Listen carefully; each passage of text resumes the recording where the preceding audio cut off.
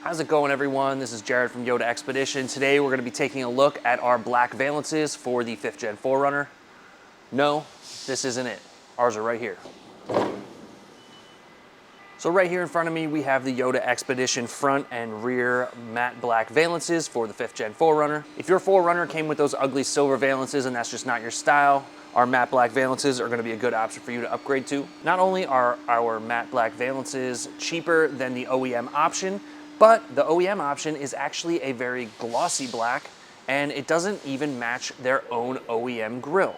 On this 4Runner behind me, this is the OEM grille. You can see it has a matching matte black finish, just like our valances. But the valance down below is also OEM, and it has a very glossy look, and it doesn't even come close to matching the grille. Whether it's an oversight on Toyota's part or intentional, we don't really understand it.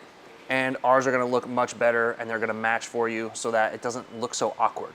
Our matte black valances are also going to match our blackout kits along with the OEM blackout kits. That way, anything that you already have on the truck, it's all going to match. You don't have to worry about anything standing out and looking awkward, like the OEM valance on this truck.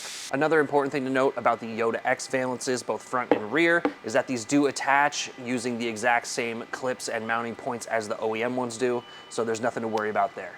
Let's real quick take this front valance and let's hold it up to this truck, and we can see that it does match the OEM grille, but not the OEM valance. It's very obvious when you do it this, especially because you can see it right up against each other.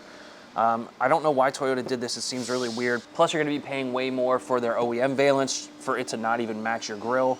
I feel like this is a no-brainer. You can go with the Yota X valance and the Yota X grille, and everything's gonna match perfectly, and you don't have to worry about anything.